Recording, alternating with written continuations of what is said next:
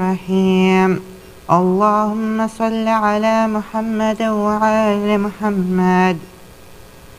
عن جابر بن عبد الله الأنصاري عن فاطمة الزهراء عليه السلام بنت رسول الله صلى الله عليه وآله وسلم قال: سمعت فاطمة أنها قالت: دخل علي أبي رسول الله في بعض الأيام فقال: السلام عليك يا فاطمة. فقلت: عليك السلام. قال: إني أجد في بدني ضعفا. فقلت له: أعيذك بالله يا أبتاه من الضعف. فقال: يا فاطمة ائتيني بالكساء اليماني فغطيني به. فأتيته بالكساء اليماني فغطيته به، وسرت أنظر إليه وإذا وجهه يتلألأ كأنه البدر في ليلة تمامه وكماله. فما كانت إلا ساعة وإذا بولدي الحسن قد أقبل وقال: السلام عليك يا أماه. فقلت: عليك السلام يا قرة عيني وثمرة فؤادي. فقال: يا أماه إني أشم عندك رائحة طيبة كأنها رائحة جدي رسول الله. فقلت: نعم، إن جدك تحت الكساء.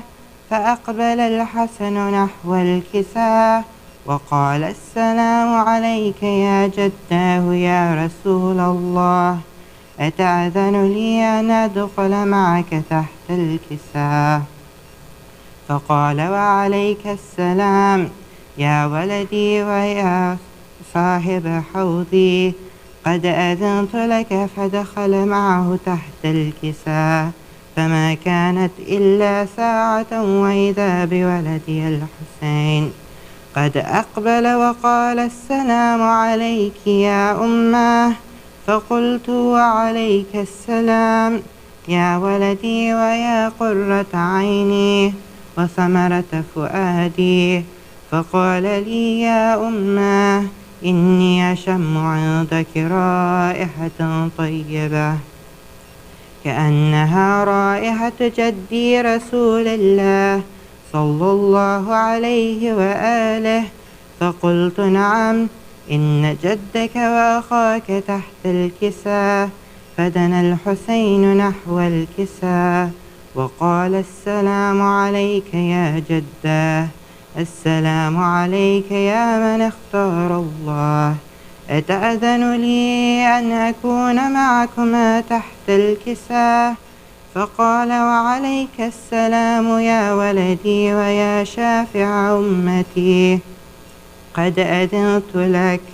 فدخل معهما تحت الكساء، فأقبل عند ذلك أبو الحسن علي بن أبي طالب وقال: السلام عليك يا بنت رسول الله.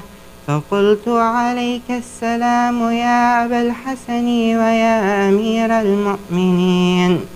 فقال: يا فاطمة إني أشم عندك رائحة طيبة كأنها رائحة أخي وابن عمي رسول الله. فقلت: نعم، ها هو مع ولديك تحت الكساء.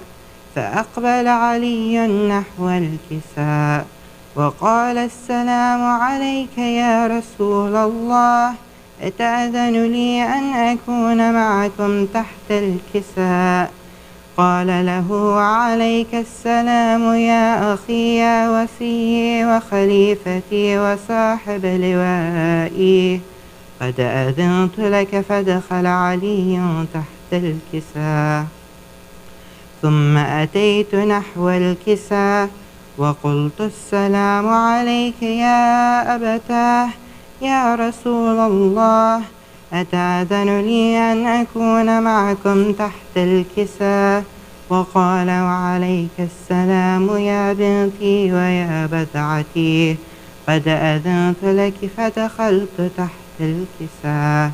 فلما اكتملنا جميعا تحت الكساء أخذ أبي رسول الله بطرف الكساء وأومأ بيده اليمنى إلى السماء وقال اللهم إن هؤلاء أهل بيتي وخاصتي وحامتي، لحمهم لحمي ودمهم دمي، يؤلمني ما يؤلمهم ويحزنني ما يحزنهم. أنا حرب لمن حاربهم وسلم لمن سالمهم وعدو لمن عاداهم ومحب لمن أحبهم. إنهم مني وأنا منهم، فاجعل صلواتك وبركاتك ورحمتك وغفرانك ورضوانك علي وعليهم، وأذهب عنهم الرجس وطهرهم تطهيرا. فقال الله عز وجل: يا ملائكتي ويا سكان سماواتي، إني ما خلقت سماء مبنية ولا أرضا مدحية ولا قمرا منيرا ولا شمسا مضيعة ولا فلكا يدور ولا بحرا يجري ولا فلكا يسري إلا في محبة هؤلاء الخمسة الذين هم تحت الكساء. فقال الأمين جبرائيل: يا ربي وما تحت الكساء؟ فقال عز وجل: هم أهل بيت النبوة ومعدن الرسالة، هم فاطمة وأبوها وبعلها وبنوها. فقال جبرائيل: يا ربي أتأذن لي أن أهبط إلى الأرض لأكون معهم سادسا؟ فقال الله: نعم، قد أذنت لك.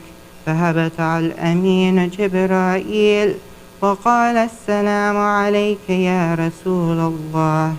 العلي الأعلى يقرأك السلام ويخصك بالتحية والإكرام ويقول لك: وعزتي وجلالي إني ما خلقت سماء مبنية ولا أرضا مدحية ولا قمرا منيرا ولا شمسا مضيئة ولا فلكا يدور ولا بحرا يجري ولا فلكا يسري إلا لأجلكم ومحبتكم، وقد أذن لي أن أدخل معكم، فهل تأذن لي يا رسول الله؟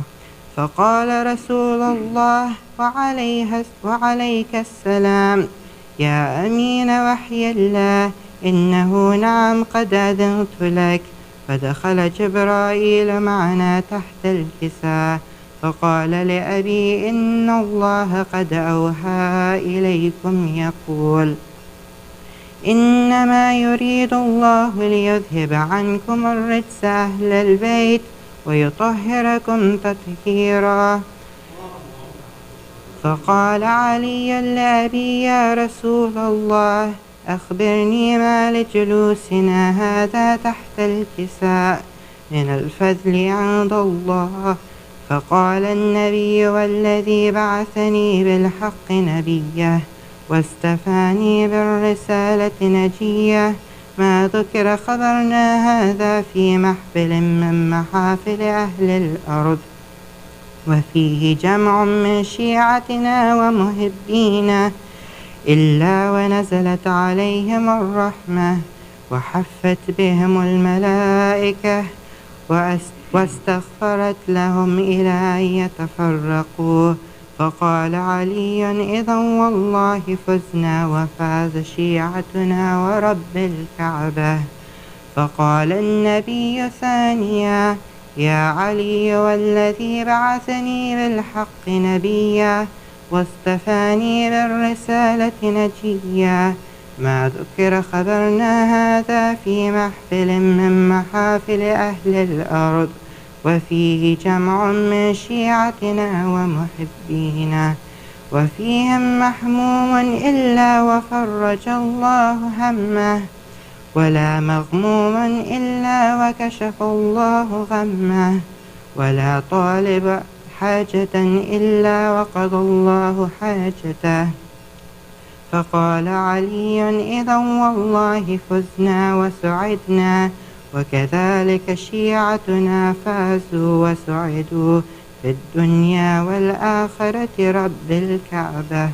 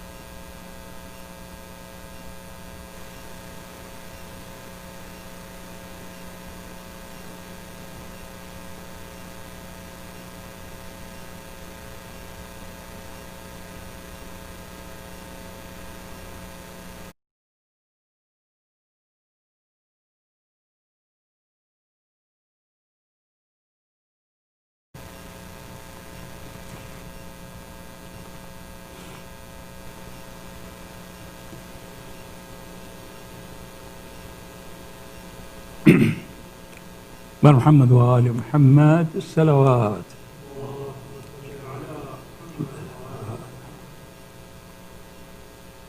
مومنین السلام علیکم. پیش کرتا ہوں مناجات جناب زینب علیہ السلام کا صلوات. یا رب دعا قبول ہو زینب کا واسطہ، کرب و بلا کی صابرہ مستر کا واسطہ. یا رب دعا قبول ہو زینب کا واسطہ، کرب و بلا کی صابرہ مضطر کا واسطہ. در در پھری بازاروں میں بے مکنہ و چادر، در در پھری بازاروں میں بے مکنہ و چادر،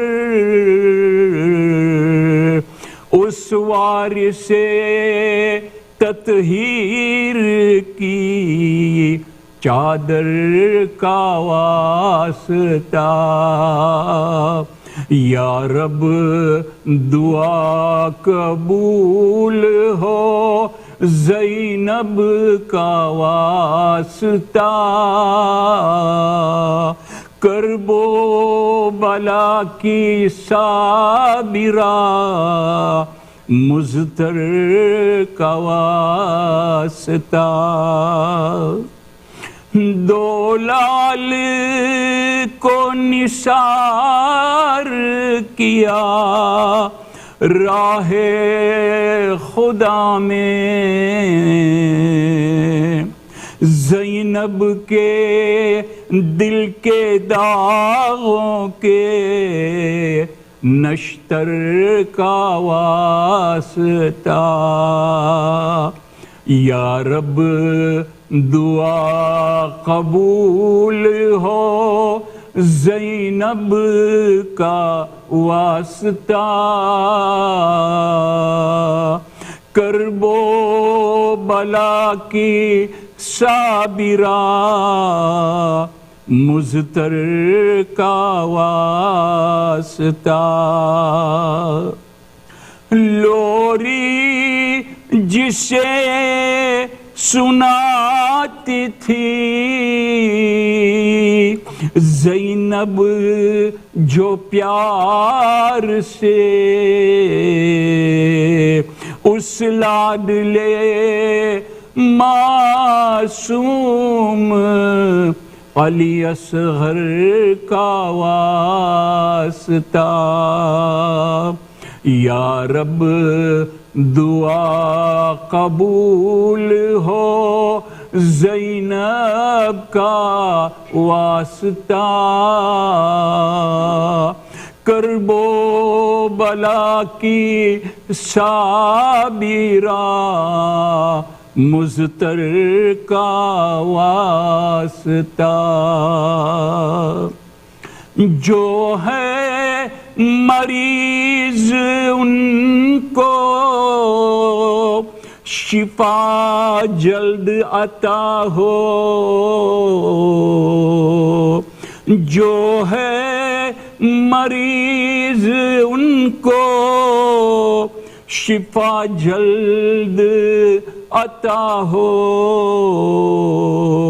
ہم شکل فاطمہ کے کھلے سر کا واسطہ یا رب دعا قبول ہو زینب کا واسطہ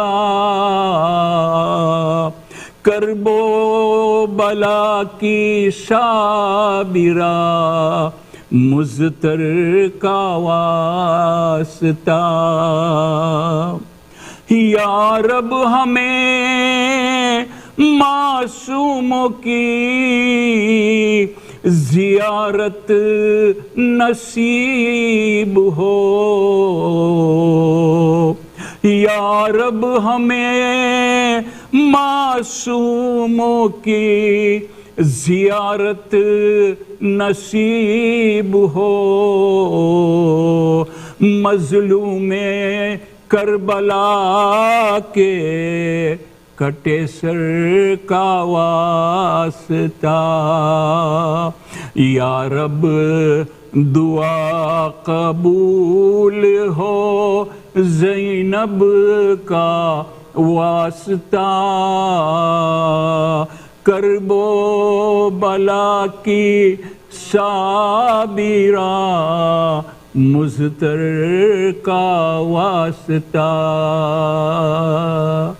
افضل الصلاة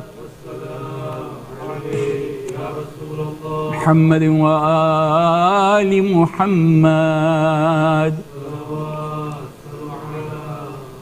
محمد وآل محمد صلوات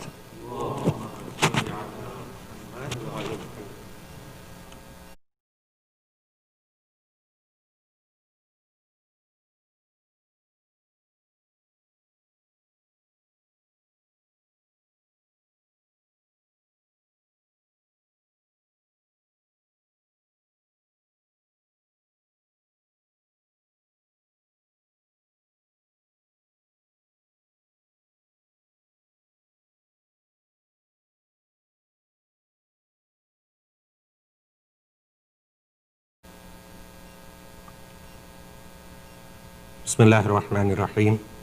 Sayyid Hasan Rizvi, respected elders, brothers, sisters in Iman, Assalamu alaikum wa rahmatullahi wa barakatuh. On the joyous occasion of the Wiladat of Bibi Zainab alayhi salam, on behalf of the Board of Trustees and the Managing Committee, we wish you all Kushali Mubarak. Surah Fatiha is requested for all the names listed on the screen and Kul Arwahil Mumineen wal Muminat, Sawab al-Fatiha.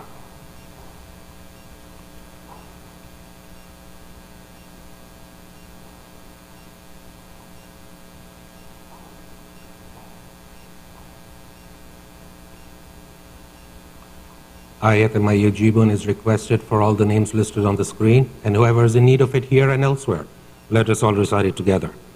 Bismillahirrahmanirrahim. Amman yujibul mustarra idha da'ahu wa yakshifu su'.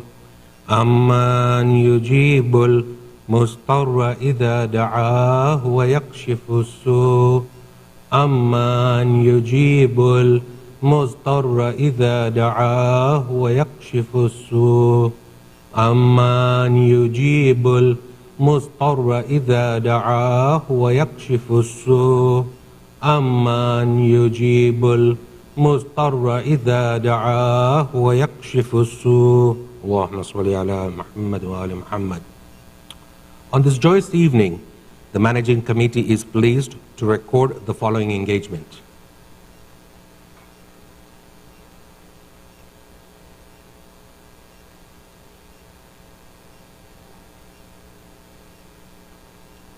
The managing committee is pleased to record the following engagement.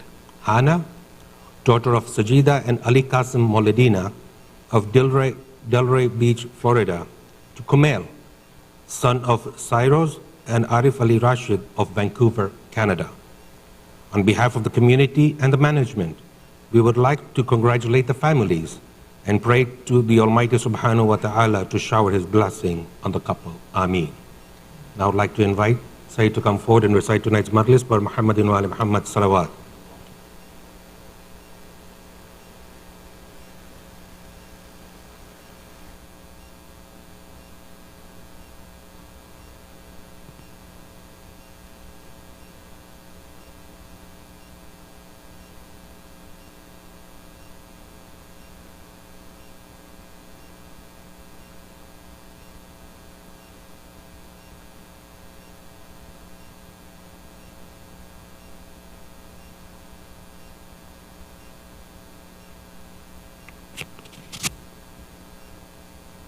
رحم الله من قرأ الفاتحة بعد الصلوات. اللهم صل على محمد.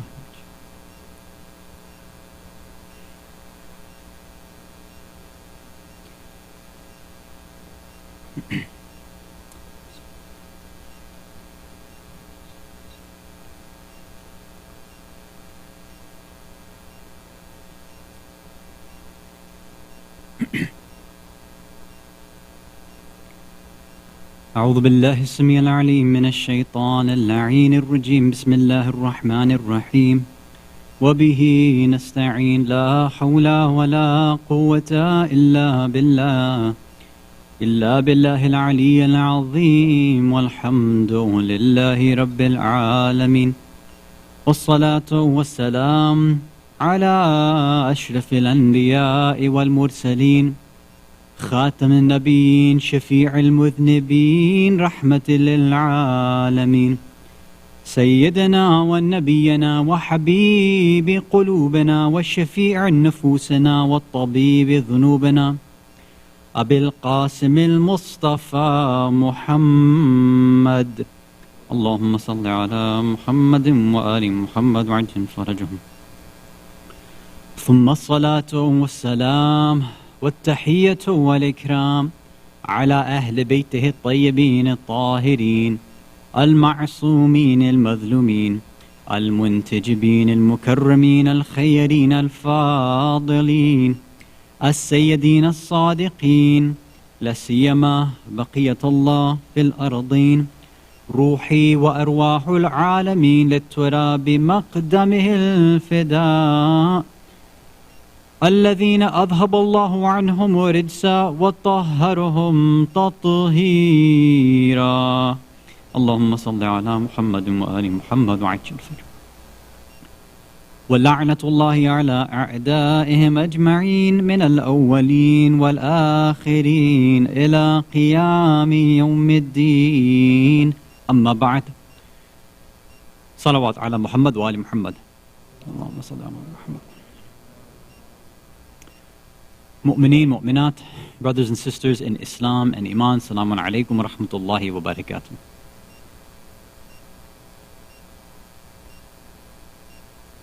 Usually when we talk about Bibi Zainab alayha salam, it's obvious that we only end up focusing on a few different events and instances in her life. And it's been a very rough year for, I think, most of us, right? And a lot of us have been reflecting upon how tough it's been. And even for some of us who have had it rough even before this, before 2020, And we might have thought that, our life has been very, very difficult for so long, right? Maybe economically, in terms of family issues, in terms of work, whatever it is. If we look at the history of Bibi Zainab alayha salam, it's a very rough life. Right in the beginning, she loses her grandfather, Rasulullah sallallahu alayhi wa alihi wa sallam. Allahumma salli ala Muhammad wa ala Muhammad wa ajil. Shortly after that, she loses her mother, Bibi Fatima alayha salam. Only a little while after that, she loses her father, Imam Ali alayhi salam. Then after that, again she loses Imam Hasan alayhi salam. And when you look at what is described about her status and her emotional state in Karbala, imagine this is someone who's been seeing constant struggles, constant issues, trials and tribulations all throughout her life. I mean, simply put, she's seeing constant death. And not any simple death, right? It was a very tough life for her. And yet she was still able to maintain her patience. Now, this is obviously a wilada, so I don't want to talk about Karbala. Right? There's other occasions we can talk about that. I don't want to talk about Sham. I don't want to talk about post-Karbala even, right? Even Medina and afterwards. Although sometimes I think it is worth discussing that, maybe on another occasion. We focus and limit her to, Karbala, it's like her life starts there. She gets back to Medina, and then we close the book. And in fact, if you look at a lot of the English works, at least, that have been translated, there haven't really been, as far as I've seen, English works done and written in English primarily. It's usually translated from Arabic or Farsi or sometimes even Urdu. And it pretty much, it might mention what happened before, but it doesn't really give you the role of Bibi Zainab, about what happened pre-Karbala. It says, look, she went through problems, and then here's Karbala, let's talk to you what she did in Karbala. These were the problems, this is how she held up the institution of Azadari, for example, and then she reached Medina afterwards, after everything was said and done, and then she tried to help Imam Sajjad alayhi salam along the way, and protected Wilaya and Imamat there. That's pretty much the crux of most articles and books that you'll find about Bibi Zainab. And those articles don't really do her life justice. You see, although we call her Ummul Masa'ib, right? She's the mother of Masa'ib, Musibat, of Gham, of trials and tribulations and difficulties. That's there, definitely. But at the same time, that was a title that was attributed to her, right, at some point. Her name is Zainab. And most of us know what that means. Zainab splits into two different parts, right? The word Zain, right, comes from Zina, meaning good, beautiful, decoration, embellishment, adorning something, or being an ornament. And then, of course, the other part, which is Ab, which just means father. And I'm sure many of you have heard this, right? Probably every time Bibi Zainab is discussed, you talk about Zainab. She is the adornment, the beautification and the decoration for her father, Amir al-Mu'mineen, Ali ibn Abi Talib, alayhi salatu wassalam.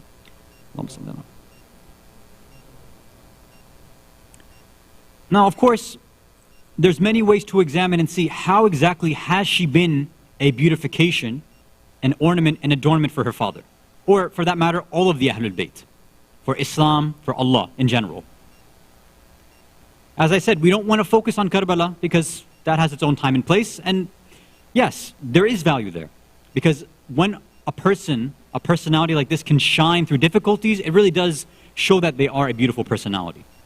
But we want to look at this discussion of her beautifying the name of her father and the Ahlul Bayt in general from a different perspective.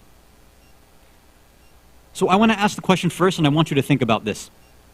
How do we actually go about and beautify something? How do you make something look pretty? How do you make something look nice? What do we actually do? There's actually two different ways that we go about it. One of the ways is the obvious way, that I think you and I, it comes to our mind first. But then there's a lesser known way, or a lesser obvious way. And that lesser obvious way, that's the one that I want to highlight for tonight. All right, I don't want to make it a long discussion tonight. I want to leave time for the Kahoot quiz as well. But that second one, that perspective is not really heard very often, but there's an interesting story from the life of Bibi Zainab alayha salam, which actually shows her approach of this underappreciated method of beautification. And it's good because this story too doesn't happen in Sham. It doesn't happen in Medina, after Karbala. It doesn't happen in Karbala, nor on the way to Karbala. This is years and years ahead of that, and it happened during the time of her father, while she was still alive with her father. So I'm going to mention this story, and hopefully most of you haven't, well, I don't want to say hopefully, but I highly doubt many of you have heard the story before. Even when I was trying to do research for this, it was difficult for me. There aren't a lot of good resources about her life, unfortunately. But when this story, when it caught my eye, I said, look, this is a story I think worth sharing. And then there's a few takeaways we can grab from the story, which I think will be applicable to all of us, inshallah ta'ala. So let's start the discussion off with this topic of how we beautify, adorn, and decorate. If you can recite a salawat ala Muhammad wa ala Muhammad.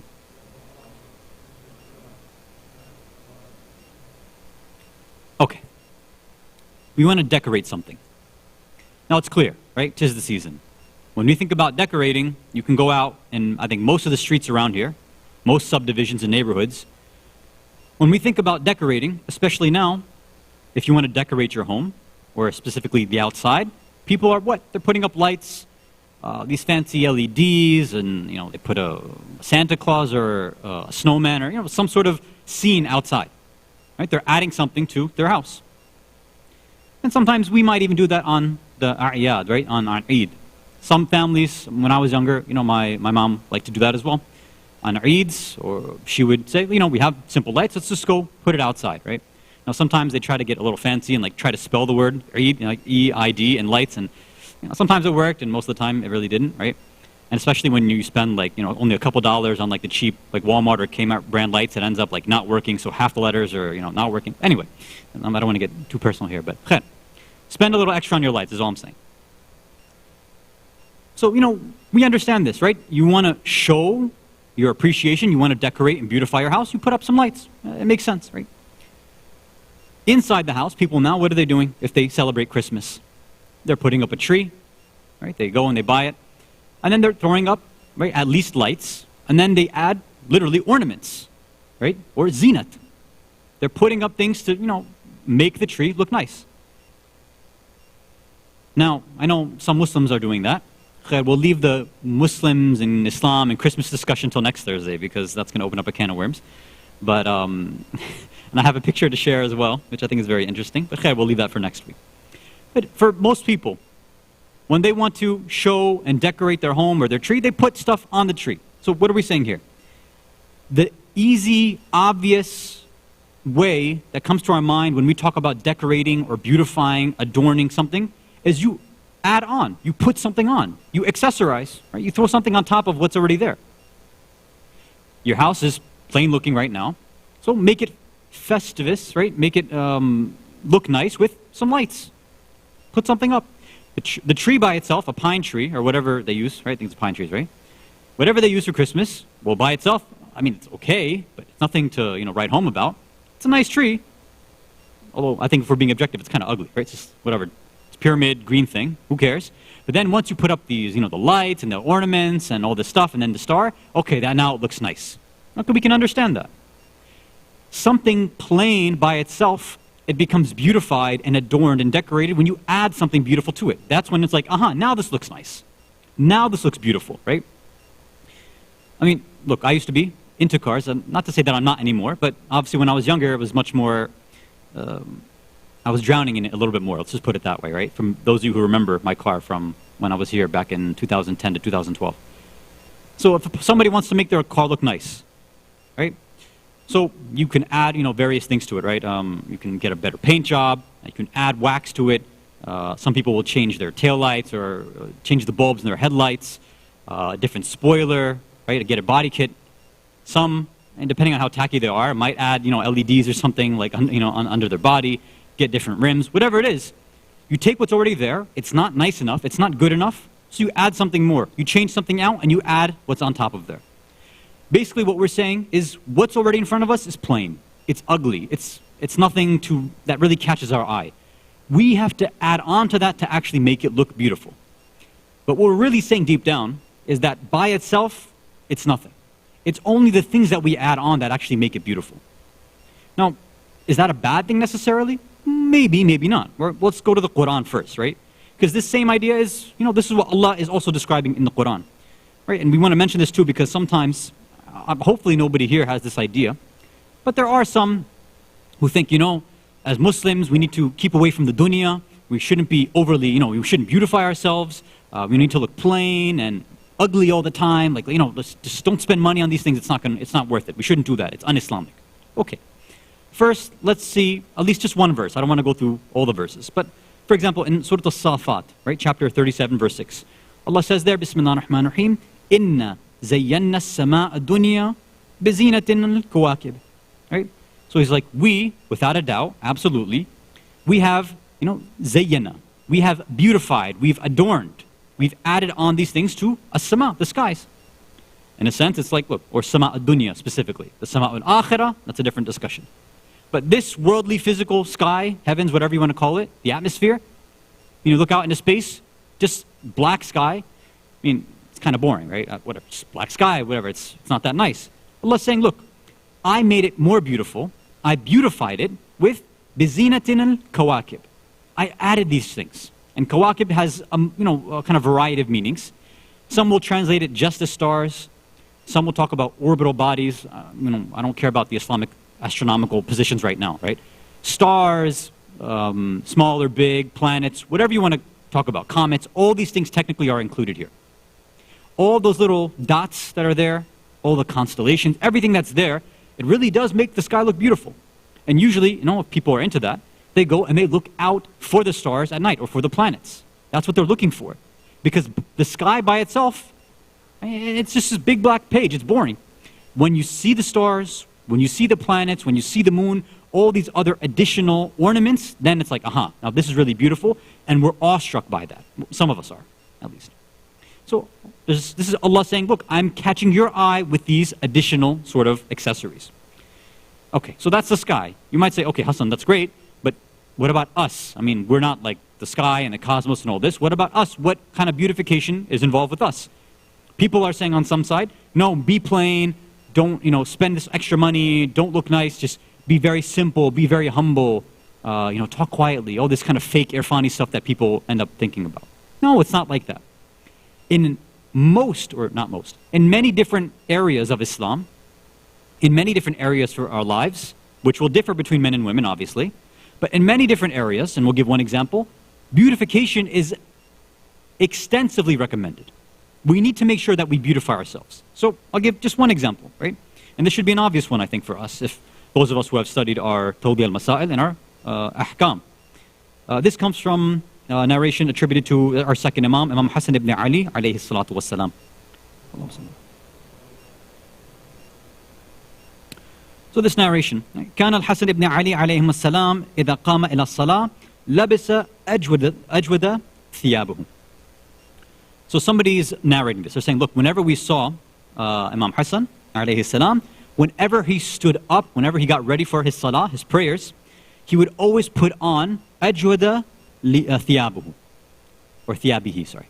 He would put on the most beautiful, or technically ajwada would actually be the most generous of, but meaning he spent a lot of money on this.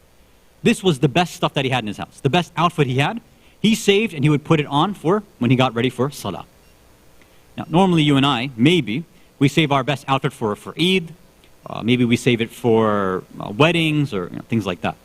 Over here, one of the examples we end up seeing is that the best of the best is actually saved for salah. Right, let me continue the narration. So this person, when they notice this, he asks them, يَبْنَ رَسُولِ اللَّهِ لِمَنْ تَلَبُّسَ أَجْوَدَ ثِيَابِهِ. Why are you doing this? Why are you putting on the best clothes that you have here? Because obviously, given the environment at that time and what we would understand right now, you're in your home by yourself. You can put on something nice. We understand that. But the best thing that you have for prayers, why does God care? God is not physical. He doesn't have eyes. Why would he care how beautiful you look, right? Why does he need to see you in a tux when you're praying salah? Right? Who cares about that? Now, when we go out to the community, we want to look our best, right? It's, for example, it's a Wiladat tonight. On Eids, on the Wiladat, people usually dress up nicely, right? Because we're going out to the community. We want to show this off. That's good. Okay, fine. But for salah, we're typically by ourselves. Well, what's the point of that? So, Imam answers him. He says, Inna Allaha Jamil yuhibbul jamal. Why? So he starts off. Because, without a doubt, absolutely, Allah is beautiful. And Allah loves things and people who beautify themselves as well. Meaning, Allah Himself is pure, infinite, perfect beauty. Anybody else that wants to do that and take on that quality and manifest that quality of God, Allah loves that as well. Allah doesn't manifest ugliness in the world. Now sometimes we might think it is ugly, but that's our own kind of limited view of there. So then Imam continues. So based on that, فَأَتَجَمَّلُ لِرَبِّي. So I beautify myself for my Rabb. That Rabb, that Lord, that Master, that Nourisher that takes care of me, I want to beautify myself for Him. That's why I'm doing this. And then they continue. He says, خُذُوا زِينَتُكُمْ عِنْدَ كُلِّ مَسْجِدٍ. Right? This is a verse that he mentions from the Quran as well. That he's quoting from Allah, that Allah is saying, take or have the best sort of your zinat, the best ornaments, the best things that you have which can beautify you anytime you go to a masjid. Now masjid here in the general meaning any place where you're going to worship Allah. Not just reserved for a house of worship or a center or anything like that. Right? Because obviously our homes, our rooms, whatever prayer rooms we have, by the official meaning it's not a masjid. But in the grander scheme of things, where a place where we do sujood and perform sujood, where we remember Allah, that's definitely a place. So especially if we have an area that's designated for prayer, that should be a beautiful area. If we're about to go there, we should beautify ourselves and get ready. That means clothes, that means putting on your itar, perfume, cologne, whatever it is, combing properly, getting ready. You're getting ready to, talk to Allah, make yourself look nice. فَأُحِبُّ أَنَّ أَلْبَسَ أَجْمَلُ ثِيَابِهِ. Right? So he's saying, I love to dress myself in the best clothes that I have. Because Allah is beauty, I want to manifest that beauty. I'm not doing it for anybody else, I'm doing it only for Allah. Allah Himself has said, anytime you're worshiping me, you're thinking of me, make sure you have beautified yourself appropriately. And He tells the person, this is exactly why I save and reserve the best clothes that I have for Allah subhanahu wa ta'ala. Salawat ala Muhammad wa ala Muhammad.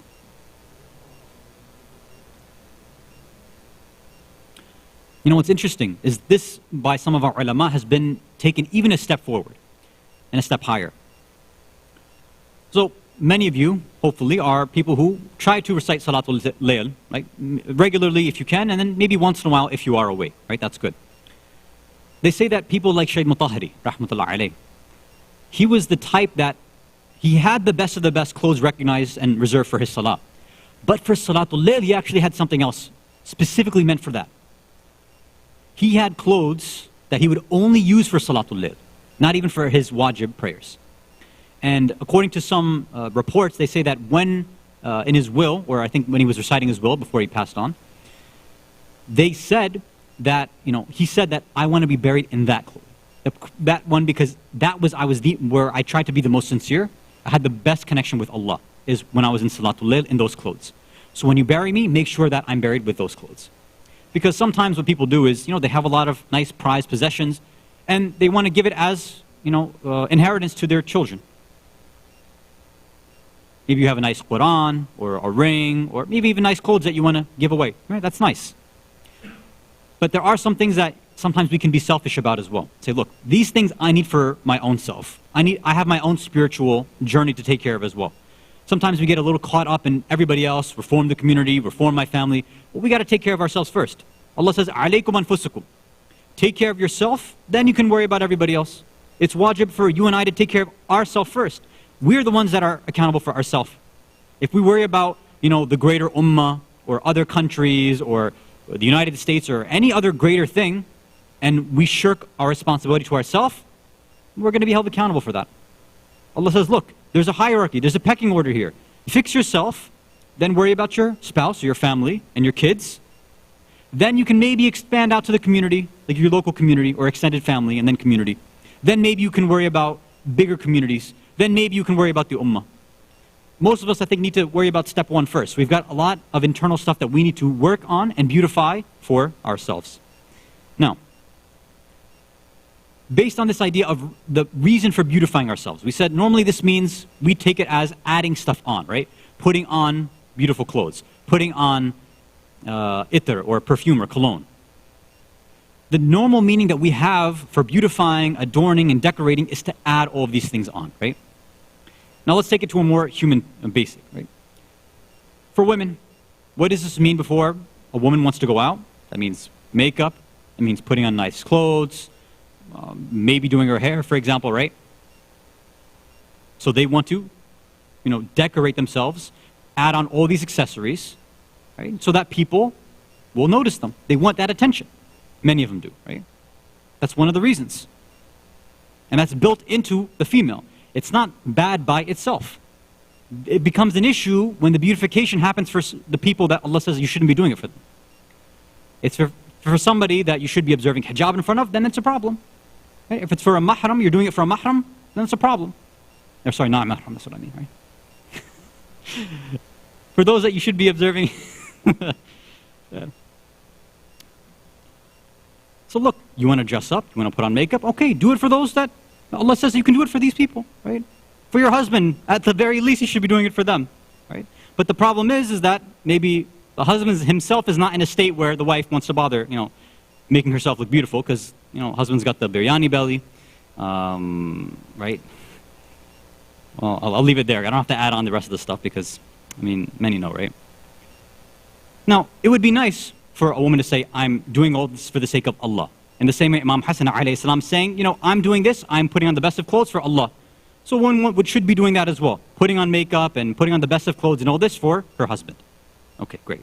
Instead, we see the opposite, right? For public weddings, to come for, programs at the center, or just to even go out to Walmart, you see like, why are you dressing like, Princess Di? Like it's a little too much, right? Maybe you shouldn't be doing that. Or, of course, the other problem is social media. Social media is designed specifically for the nafs. It's there to get likes. And there's a recent phenomenon that's been going around. I've seen a lot of these female hijabi influencers, right, on social media. They put up a picture, usually it's unrelated, right? It's just their picture and then like a quote like, when the world's against you, stand up. I don't know, some random, whatever, cliche quote like that, right? That's a picture of them, I don't know, looking at a tree, looking at the star, I don't know, there's something like this, and this is a picture of them. What their picture and them looking at the tree has to do with standing up for Yemenis' rights, I don't know, but whatever, that's what they're doing. And then, of course, what happens is you have these individuals, guys, who come and, certain emojis, likes, mashallah, alhamdulillah, so beautiful, stuff like this. And then, of course, the comments come. How dare you? How dare you comment on my beauty? Who has given you the right? This is toxic masculinity, and on and on and on. The whole paragraphs and stuff come. Now, is that behavior bad for the guys? Absolutely. Right? Stop commenting on women's pictures, please. It's a bad idea. At the same time, women, why are you doing that? Now, the men's behavior is not excusable. I'm not excusing that. I don't say that, oh, you're victim blaming. Don't give me that. You're putting up pictures online when you know that we men, we're kind of stupid. We're like little animals. And some of them are going to get caught by these traps. What do you expect? Somebody is going to come along and comment. Is it really necessary for you to do all that? No, I don't think so. For you to get your message out about, this Quranic verse or this political activist idea that you have, do you really need to show off like all this stuff, right? Do you need to pose in front of a water fountain? I don't think so. I don't think that has anything to do with the greater mission, but maybe we need to think a bit deeply about why am I sharing all this stuff? And now you're saying, oh, you're talking too much about women. Oh, don't worry. I have some things to say about men too. Don't worry. Let's get to them now. If you can recite a salawat ala Muhammad wa ala Muhammad.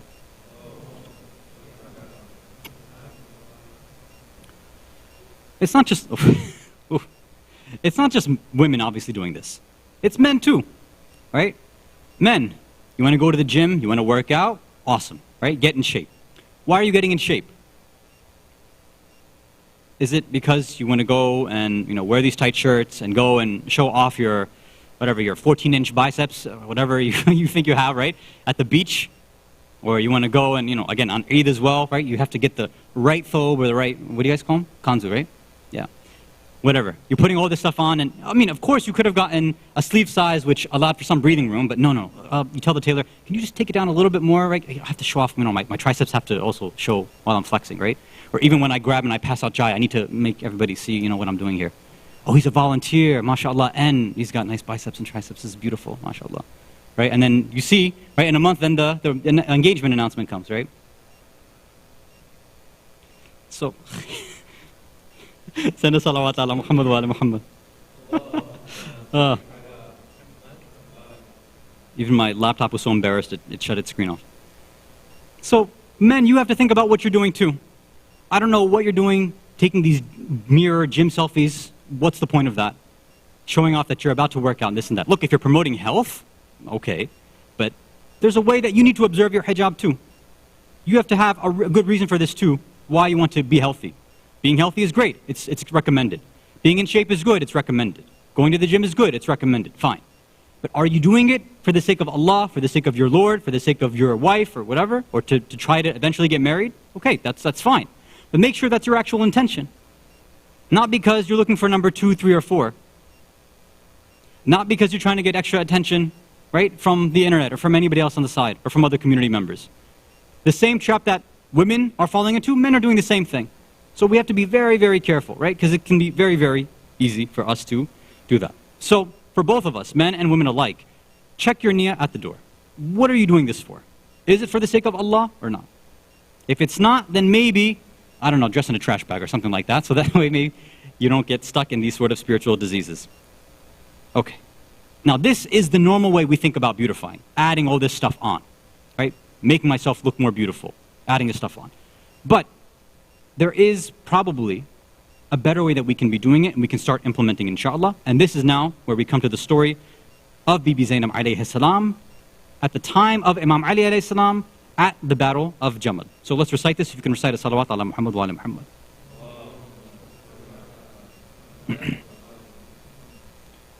So, at the battle of Jamal, you know, Aisha had gathered a lot of women, a lot of slave women, some children, all these different people, and she gave them some drums, and she said, start reciting poetry and songs against Ali.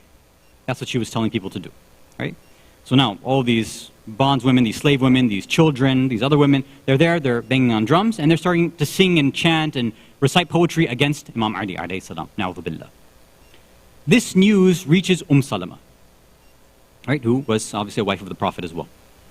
So when she hears this, obviously she's upset. It's like, oh, I have to go talk to Aisha and tell her to stop this. Like, what is she doing? Bibi Zainab was there as well. She heard it, she said, look, let me go. I know some of these people. Let me go and handle this myself. So what Bibi Zainab does is she disguises herself and she takes a few of her other, she takes like a whole entourage with her and she disguises them as well. So she's not recognized immediately. She goes there and when she reaches there, she sees that, look, she tries, you know, to try to get them to kind of wake up, like, look, this is not good, this and that. They don't care, right? This is like a full-on, I mean, imagine like a Mulana walking into like, I don't know, like a Muslim like dance party or something and saying, Ya Allah, Ya Muslimeen, you know, fear Allah. They're like, you know, what the heck are you doing? Like, you know, get out of here. It's not going to work, right? So when Bibi Zainab gets there, she sees, look, this situation, this party is out of control. So she takes off her disguise, and everybody else takes off their disguises. And then Aisha sees, oh my God, it's Zainab bint Ali. So immediately now, everybody stops. And then Bibi Zainab lets her have it. Like, you know what, this is, your behavior is, I mean, I can't give you all the words here, right? She's like, you know what, Bibi Zainab says to her, you know, this behavior, it's not strange from you and Hafsa. Hafsa was also there as well. No, you guys are always working together, conspiring in this manner, right? You know, conspiring against Amir al-Mu'mineen like this. You did the same thing to his brother, meaning Rasulullah. In the same way that the Quran was speaking out against you, right? Many of you know Surah Al-Tahrim was against Aisha and Hafsa because of what they had done and what they had said against Rasulullah. So Bibi Zainab said, look, this behavior, you know, this is not new from you, but you need to stop this right now. So Aisha, Hafsa, they're embarrassed. They tell all the women and children to stop, and that's it. And Bibi Zainab leaves. So just a few takeaways for us to think about. Normally we think about beautification as adding things on. What Bibi Zainab seems to highlight over here is sometimes it's not about adding things on to make it more beautiful. It's about cutting away what's already ugly that's there.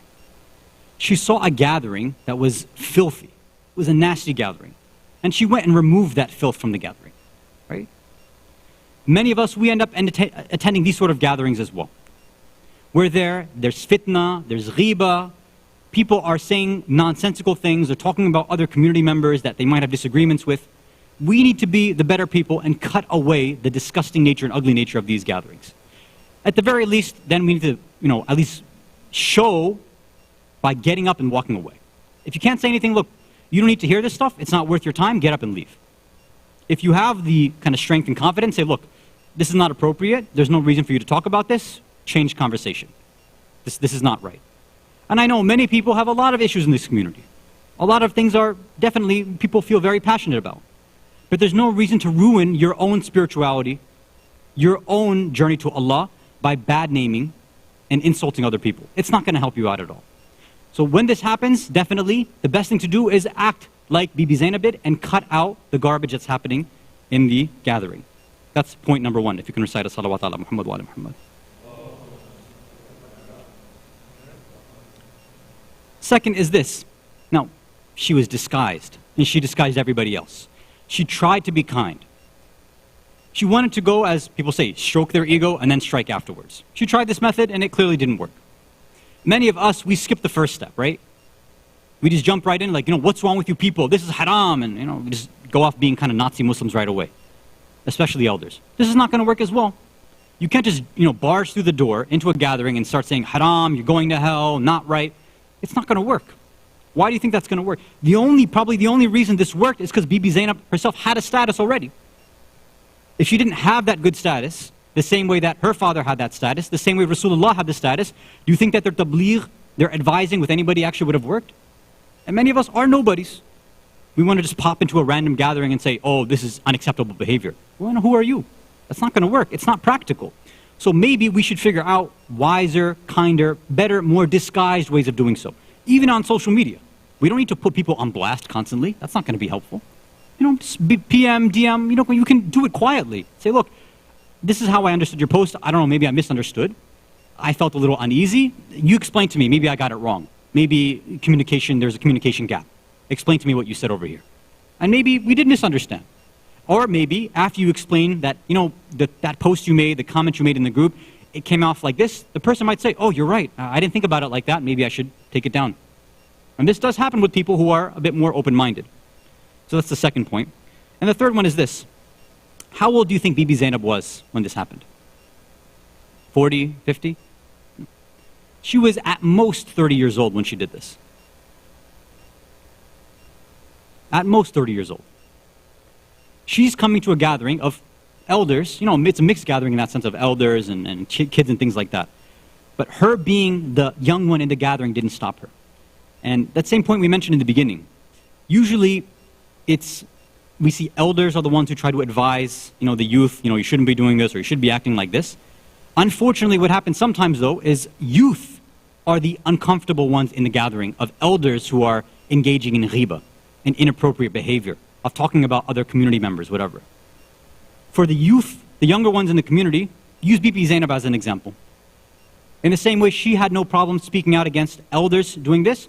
If you're in a gathering, even if it's with your own family members, again, you've gone through the right steps. You know how to do it with akhlaq. Say, look, this is inappropriate. We shouldn't be talking about stuff like that. Let's go ahead and change the subject. This is a good example for those of us who are elder, who are younger, for men or women. So hopefully, if we want to be a zinat, a beautification for the Ahlul Bayt in the same way Bibi Zainab was, besides jumping right to the thing of trying to add on something beautiful to what's plain and ugly, maybe we should try to cut away the ugliness that's already there. If we can do that, maybe we don't need to add on so many extra things on what we have that's in front of us. Please recite a salawat ala Muhammad wa ala Muhammad. Okay, so let's start the quiz. And as people had requested, so I removed I can't remove the timer, but it's at, it's going to be moved manually, basically. So sign in on time, as quickly as you can, and try to answer the questions as quick as you can, inshallah. And hopefully, if this goes well, I think in the near future, block out your calendars, and maybe either right at the end or beginning of the year, maybe around January 1st, New Year's Day, we'll try to set up a sort of kind of family event just dedicated to these kind of Kahoot quiz questions. So try to save that night, inshallah, and we'll see if we can have that night dedicated for this. What's going on back there? Hasan, there we go. Okay. So you see the code on the screen, 830-2152. Okay. Assalamu alaikum. Qambar, Mahdi Jafar, Plato, Saint Nick, Mujahid, John Muhammad, Ali J. Specialist, the Doogies, Monkford. My?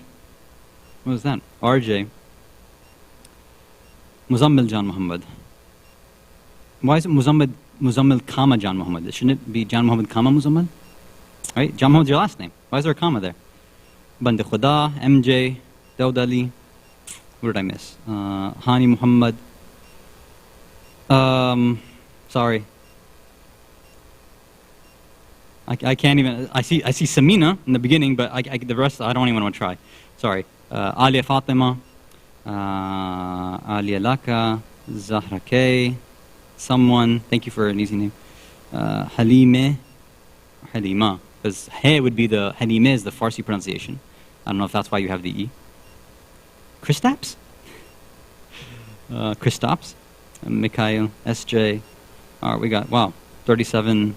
38, 49. I've never. This is like double normally what we usually have. Somebody's playing games here, but they haven't put Sayyid, so it could be a non-Sayyid. But they spelled it right, so I'm proud of them not doing a double S. AAK 786. Obese elephant. You guys are getting very creative with these names. I'm liking it. Oh my God. It's my birthday today. Happy birthday. Hold on.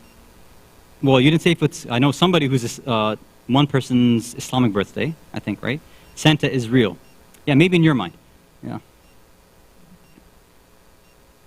Zain Kermali. How many people are we going to wait for here? 48, jeez. SJ cubed. Very nice. Mubarak. Mubarak to you too. Mindful. Oranges? Okay, here we go, finally. Wiladat. 4 questions. Get ready. 3, 2, 1. Well, actually, 3, not 3, 2, 1 for everybody who's at home, because that means you're on a delay. Okay, first question. What does Zaynab mean? Is it beautiful? Is it a father's decoration? A good person? Or the gross, soggy, leftover part of cereal that soaks up milk?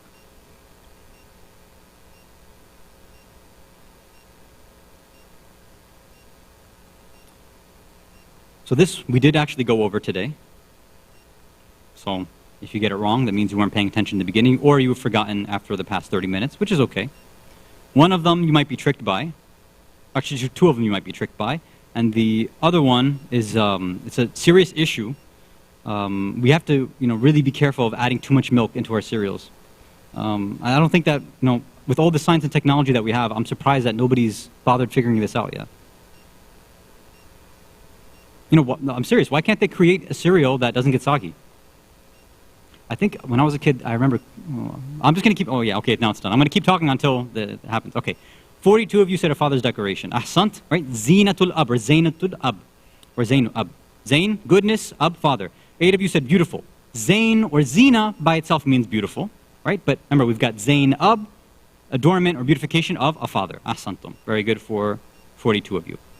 And 1 of you said the gross soggy leftover part of cereal. Thank you for trolling me. I really appreciate it.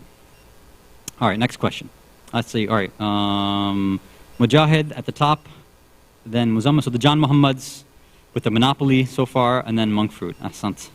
And then we have Plato and specialist, not too far behind. Now, everybody's pretty close. I think we'll see. There's going to be some of these questions which are very tricky, so I think that's going to make or break it. Okay. So this is a multi-select, so make sure you pay attention. Double points. Who were Bibi Zainab alayha salam's children? So this one should be obvious, I hope. All right, so is it Ali and Abbas? Is it Kulthum? Is it Aun and Muhammad? Or Fatima?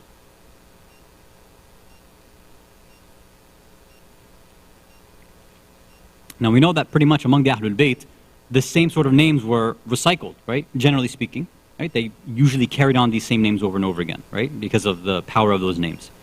At the same time, certain children of the Ahlul Bayt, they had unique names as well too. So you can go either way.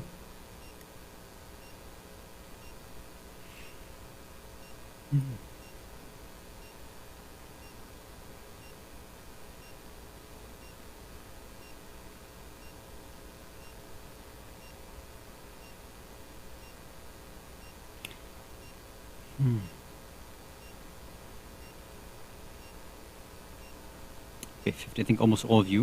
All right, there's 53 answers so far. I forgot how many people logged in, so I don't know.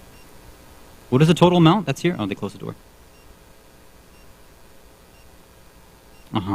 So 50 of you got the children on Muhammad. But Bibi Zainab and Abdullah bin Ja'far had more children. Ali and Abbas were two other children they had. And they had one daughter named Kulthum. So, those of you who got all those other ones, great job. So they did not have a daughter named Fatima. Only one daughter, Kulthum. But they had these four sons, Ali, Abbas, Aun, and Muhammad. Aun and Muhammad, everybody knows. Ali and Abbas, usually we don't really hear about. It's only because Aun and Muhammad had accompanied Bibi Zainab to Karbala, but the rest of them were not present, obviously. Interesting. So this son, Ali, his name or title was Ali al-Zaynabi, or Zaynabi. Zaynabiyya, I think, was his full title. Okay. Let's go to the next question. Oh.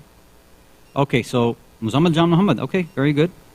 True Servant has made it up on the board. It's my birthday today has made it up. Fatima and the Lakas. Okay, so the previous everybody else who was up there besides Muzammil has gone down. So good job to Muzammil and good job to everybody else. Zain Kermali up 36 places. Very good. All right, we got two more left. So this other one, this is also a multi.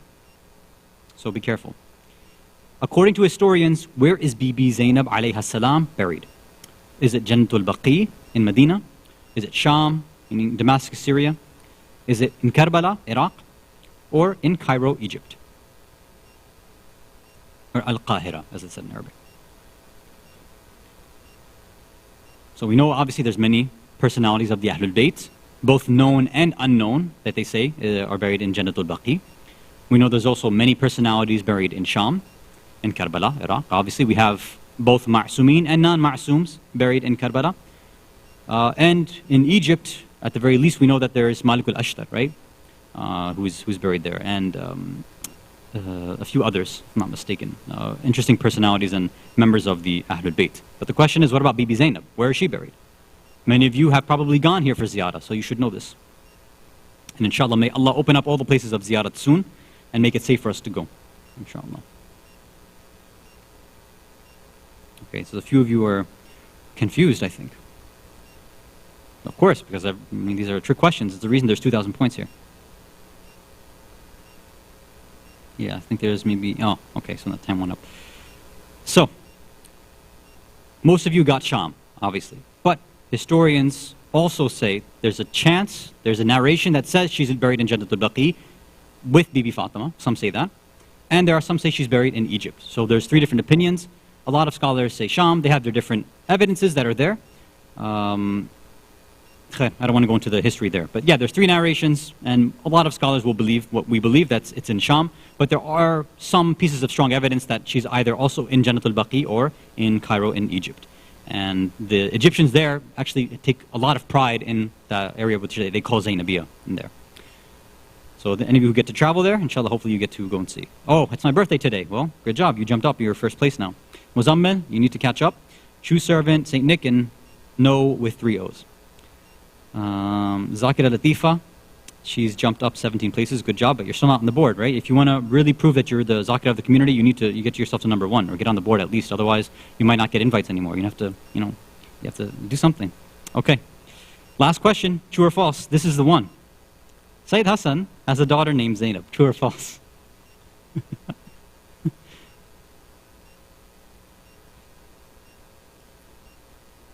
I'm not going to give any more information because other questions related to my family I'm going to start adding on to too, so I can't give any information now. So let's just see how many of you have paid attention, have even asked, have paid attention to birth announcement messages. Even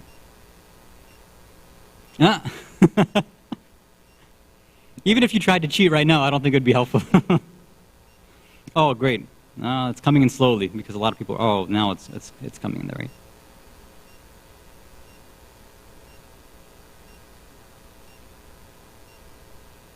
I forgot how many points I assigned to this question. I think I only did 1,000. I think this was the least difficult, I think.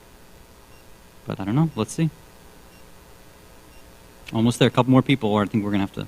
Yep, we got 48. Do I have a daughter named Zainab? The majority of you said true. 12 of you said false. Well, I guess we're going to have to do a get to know your... Oh, reserve comments for another session. Well, alhamdulillah. Oh, wait, I can't say that yet. Hold on. Before the alhamdulillah, let's see who got first place. Okay, St. Nick at third place. Okay, second place, Muzammil. Uh-oh, you dropped down. So who got first place? It's my birthday today. Happy birthday, Hasan. Very good. 8,420. Wow, really good. But 3 out of 4. That means... okay. I'll have to go see how many of you... I don't know if I can actually find out who actually got the last question right. But now, if any of you ask any questions, I don't know if I'm going to respond. Because I just know you're only doing this as a concern for Kahoot quizzes and questions. And we'll have to see, because when we do have the family Kahoot night, inshallah, when we try to do this in the next, I think, January 1st, there may or may not be a prize. I don't know. So now I can't tell you whether there will be or not, because if I say there is, definitely, then you're going to start asking all these questions and you're going to start paying attention to the lectures just because you want the prize. And I don't want to instill the love of the dunya in your hearts, right? I'm looking out for all of you. So, and even if there is a prize, it might be like a pencil, right? So it could be really, really bad, right? Or it might be like never mind, I'm not going to say it. Walhamdulillahi Rabbil Alameen, wa sallallahu ala Sayyidina Muhammad. وعلى أهل بيته الطيبين الطاهرين والسلام عليكم ورحمة الله وبركاته. صلوات على محمد وعلى محمد.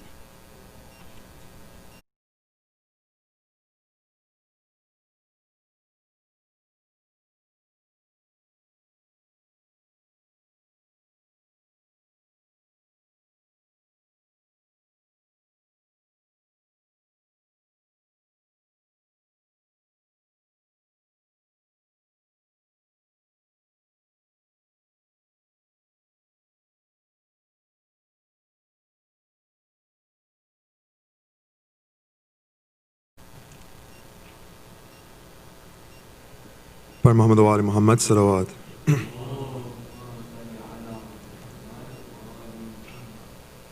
کیا بتاؤں مقام زینب کا،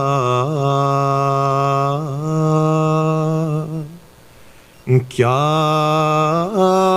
بتاؤں مقام زینب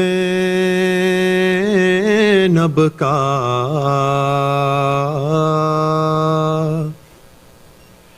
کیا بتاؤں مقام زینب کا، اسم اعظم ہے نام زینب کا، کیا بتاؤں میں تو کیا خود قصیدہ پڑھتے ہیں،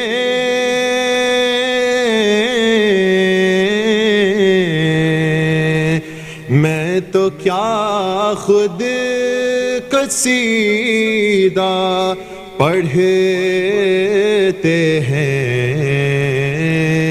میرے بارہ امام زینب کا، کیا بتاؤں پر محمد و آل محمد صلوات.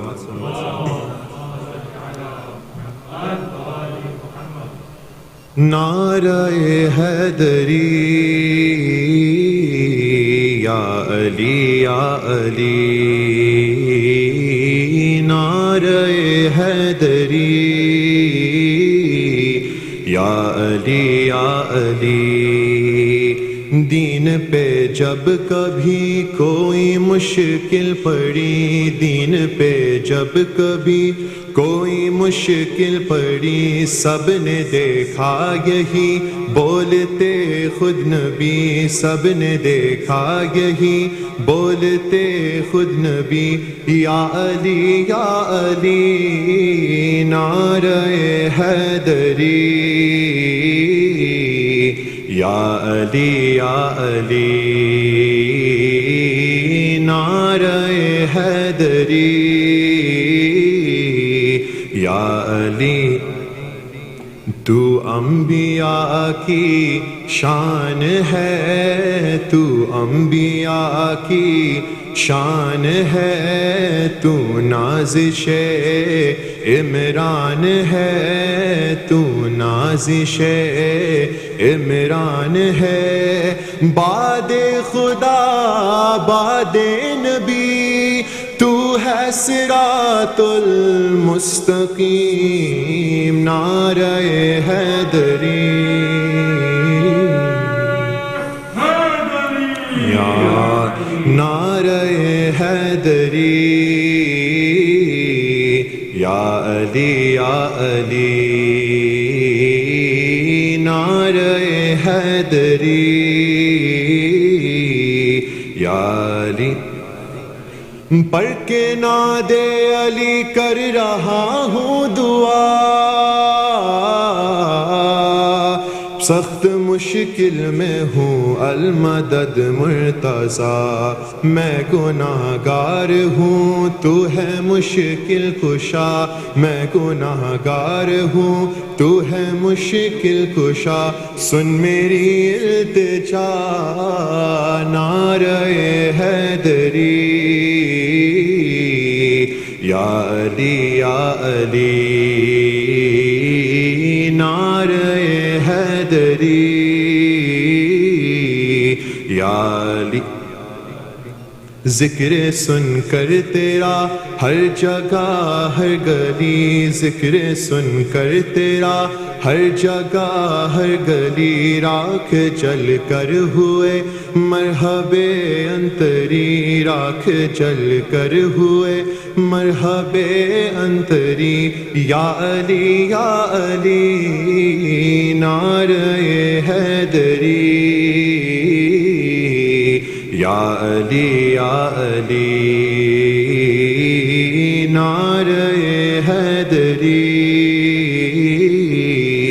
یا علی یا علی، یا علی یا علی، پر محمد وآل محمد صلوات۔